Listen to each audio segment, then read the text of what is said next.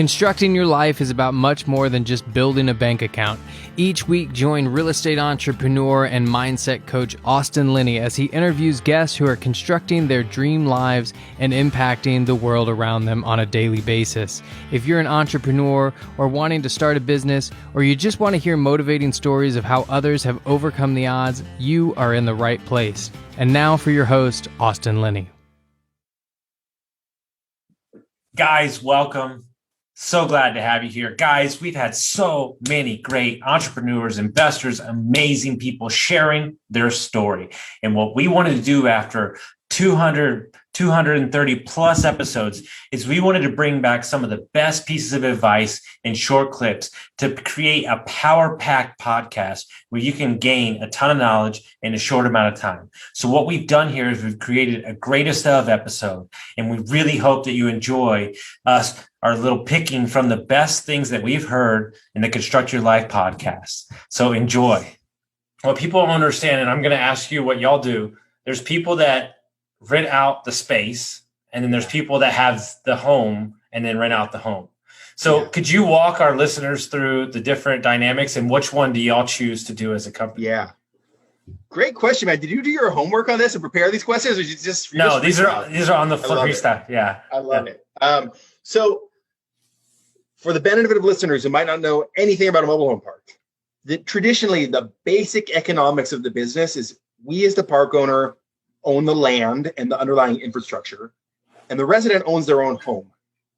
And they're a homeowner, but they pay us lot rent every month for the right to put their home on our lot. Mm-hmm. And what that creates is a really affordable form of home ownership, right? Where they don't have to buy the land underneath; they just own a home, and so it's affordable. That is our model. That's the model we love.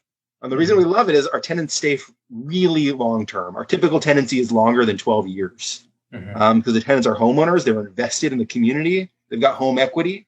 And if they were to stop paying during COVID, for example, or in 08, 09, if they stop paying, they've got skin in the game. They've got something to lose, right? They're going to have to leave their home or sell their home or have their home repossessed if they don't pay for the lot rent. So our tenants are really bought in, and we have super consistent rent collections. Even during COVID, we're at 96% rent collections.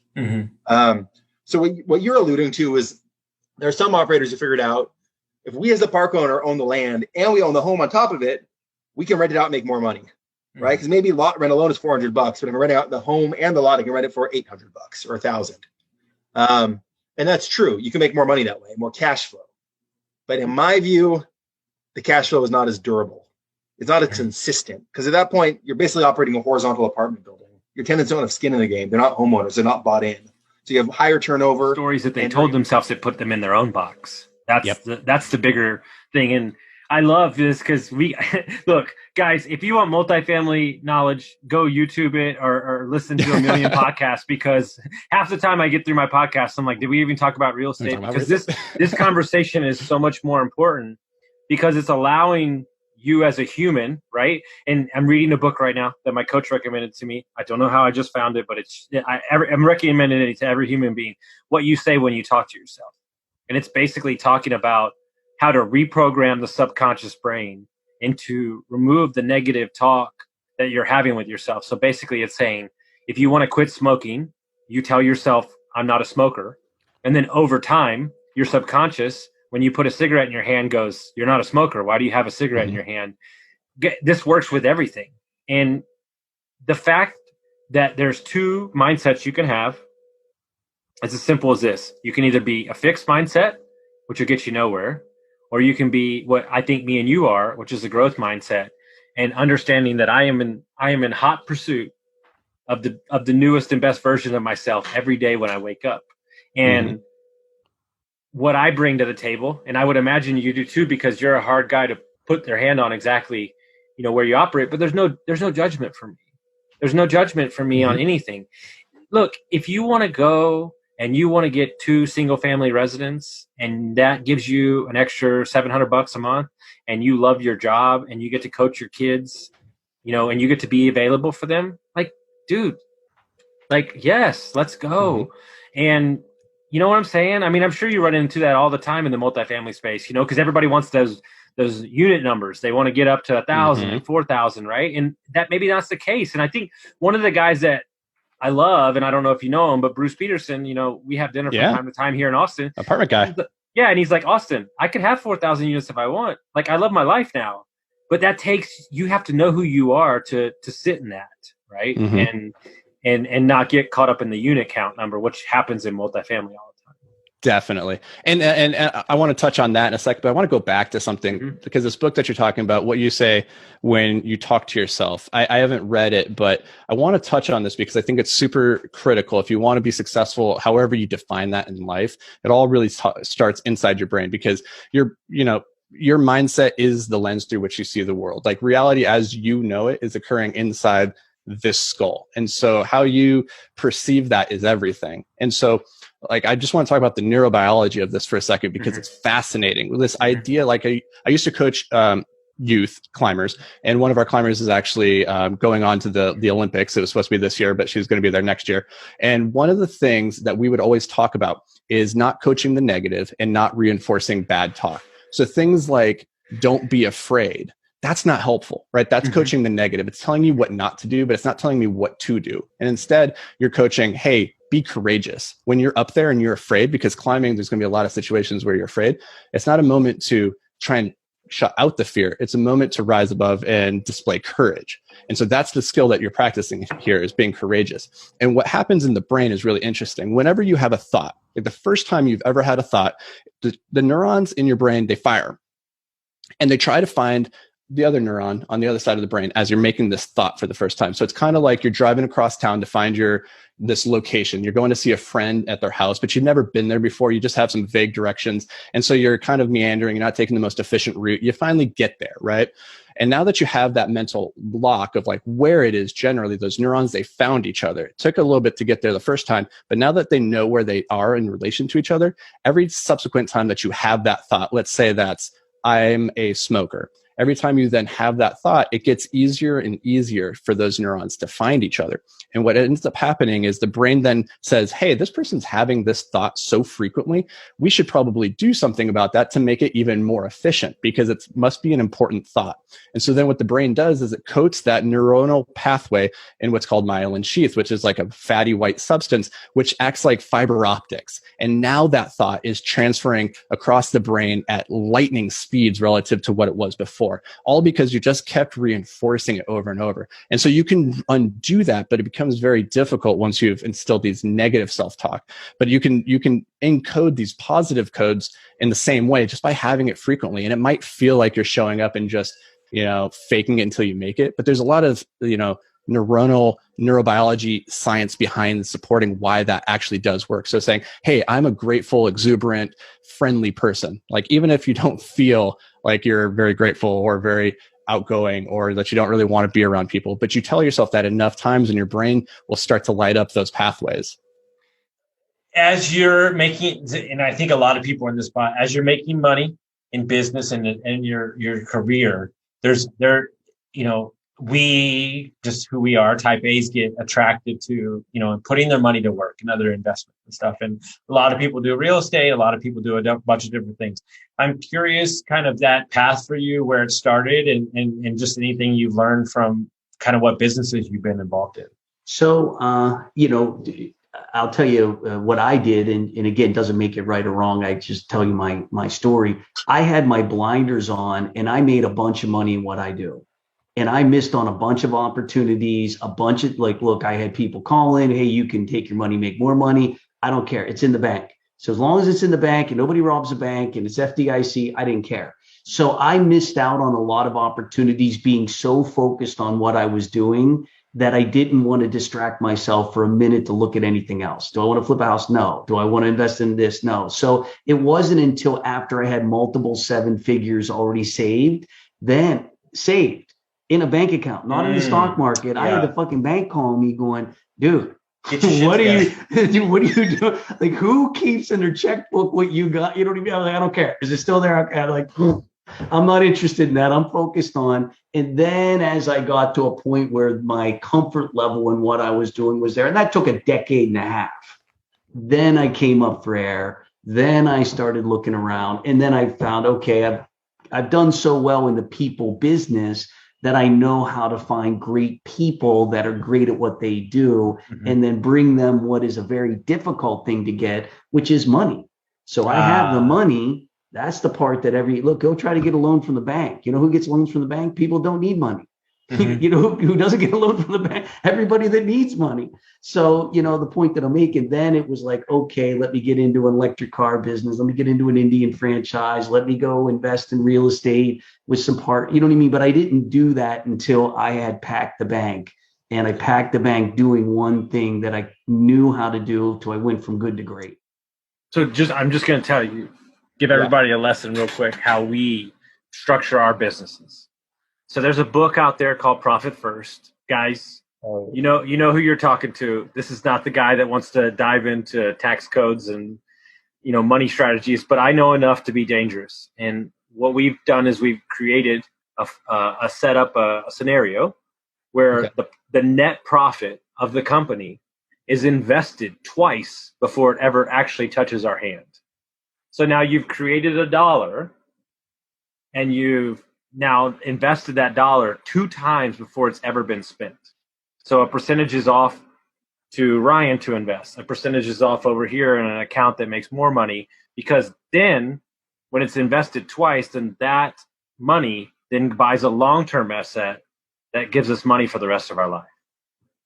So your $1 has turned into, you know, $10, right? And what people don't understand about central banking is the reason they want your money is because a bank takes $1 and they can lend and get money lent to them 16 times off your fucking dollar. So when you deposit money in a bank account, and let's just say Airbnb, we have north of $1 million to $2 million cash running through our account. It's not our money, but it's deposited from us. Guys, you got to learn how money works. When you learn how money works and you learn why it's working, then you can understand how the system works. But we don't teach financial education in America. We teach how to go to work and keep your fucking mouth shut. And you get what I'm saying? When you understand the game, then you can play it.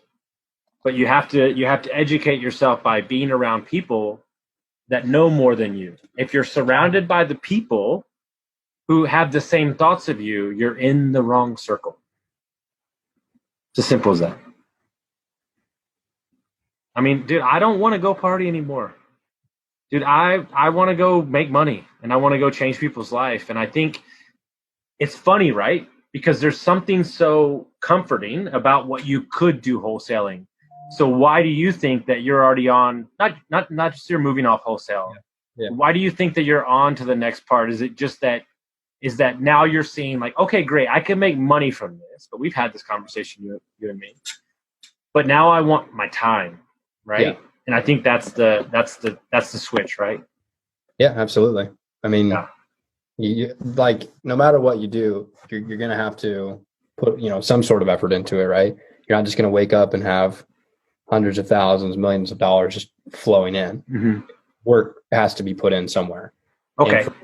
Yeah, go ahead. For me, like, I think of it as like maybe a hunter versus a farmer, right? Like a hunter wakes up every day and has to go like hunt for their next meal, right? Whereas a farmer can kind of like tend to their crops, right? Mm-hmm. And I want to like, I'm okay with being a hunter right now because I'm young. I got the energy. I can go and do it. I can run, chase, mm-hmm. accumulate cash. But eventually I want to be a farmer where I have a freaking massive farm of just, you know, crops that I'm tending to, right? And those are the whatever assets that you have. Like I like that model better than what I do the hunter model. And to me, I'm not trying to grow a wholesale business, right? Mm-hmm. That's how I don't know. Hopefully that makes sense. That's perfect. And so if you're a young kid, let's say you've done a couple wholesales, you've got some cash saved up. What is your thoughts as you own both on starting off, everybody has their opinion, starting off single family or starting off small multifamily? Like, cause there, you know, Holy shit, they're 3-2. I can do that easily. In a sixplex, you're like, oh, I don't know about that. Like, my personal opinion, or your personal opinion. That's all you can do. I think that the scalability of multifamily is much easier. I really do. But I still like a good single family home. I do. Like, I think that there's going to be demand long term for both. I think that you're going to see lots of opportunity for good amounts of equity in single family homes, especially as older people pass away. Their families get the homes. They don't want anything to do with them, and they sell them for pennies on the dollar. I think that if you're young and you don't have any money and you're knocking on doors and you can go get some single families like that, super, super cheap, great. Get those properties, parlay them into some multifamily, and build some long-term wealth for both. Mm-hmm. I would not get too fixated on one or the other. There's some people, anomaly, like, I don't know if you know David Tupin or not, but like, dude started in big like 12 units, boom, 96, right? Like, you can scale much quicker, but it's in my opinion, all up to like what your appetite is. Mm-hmm. You could have a 100-unit apartment building that you have 10% equity in, or you could have a single family home that you have 100% equity. And those could be your equity shares could be worth the exact same in both. So I would say don't pass up a good opportunity when you see one, because I fell victim to that. Like, my ego, we talk about ego. I was like, in the sense of, I need this many doors, and I passed up on single family deals that could have been probably pretty good, cash flowing. What is it like to be, I mean, I lost a bunch of money last year for the first time in real estate, and, whatever. It's nothing 500,000, but 25 grand, something like that. But what is it like to be in those conversations, to have the discipline to see the bigger picture? Because I really don't think there's a lot of people that would walk away from 500 grand. I mean, so it's a little tough for me because I'm not a partner at Toro. Yeah. So I didn't lose $500,000, but I did lose out on, income, because I get paid both a small base salary and commission for when we buy deals and when we sell deals, assuming when we sell, we make money, and the company makes money.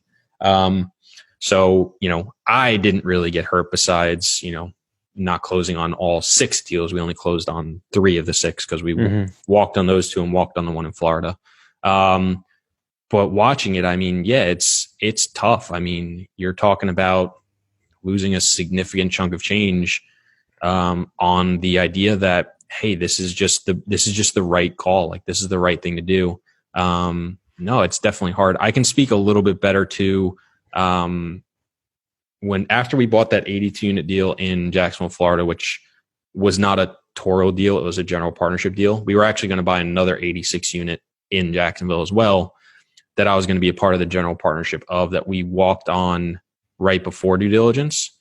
We didn't lose our deposit, but people don't realize, just because you don't lose your deposit doesn't mean you don't lose money. We lost about, between the 4 of us or 5 of us, I think, again, like 30, 35 grand or something like that, between legal, accounting, travel, lender, et cetera.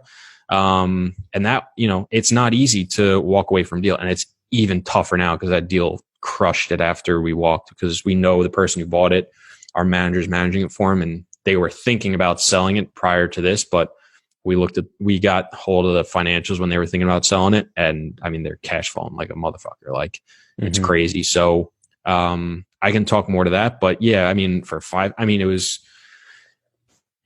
the same conversation. It's just, what resources do you have? So if you don't have, several $1 million, $500,000 sounds like a lot. But it's not easy. It's really just, what do you value more? Do you value closing the deal and not losing money and maybe not making the best decision? Or do you take a step back and say, yeah, this is going to hurt today, but we can survive it, and this is the right decision, not only for our own money, but for other people's money as well that we're raising. So, I mean, that was an interesting period to be a part of. It definitely hurt our ability to do as much business as we could in the short term, because obviously ton of lost revenue. but we're still here. We're still kicking. So it is what it is.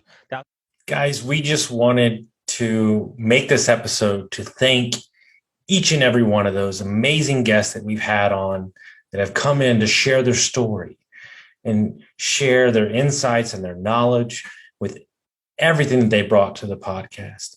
And it's their stories and their gifts and their times that they're spending that create this amazing podcast that we have. And we thank you, listeners, for listening to each and every one of you. And if you haven't gone and gave us a review, drop a review, subscribe to the YouTube channel so we can continue to share this amazing message that you're trying to construct a life that is yours and yours alone.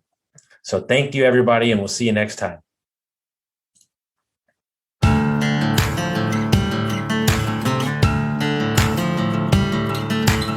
Thank you for listening to Construct Your Life with Austin Linney. If you enjoyed this episode, be sure to rate, review, subscribe, and pay it forward by sharing with a friend. Most importantly, take this opportunity to start constructing your life by taking immediate action on what you learned. For show notes, resources, and more information on one-on-one coaching with Austin, visit constructyourlifepodcast.com.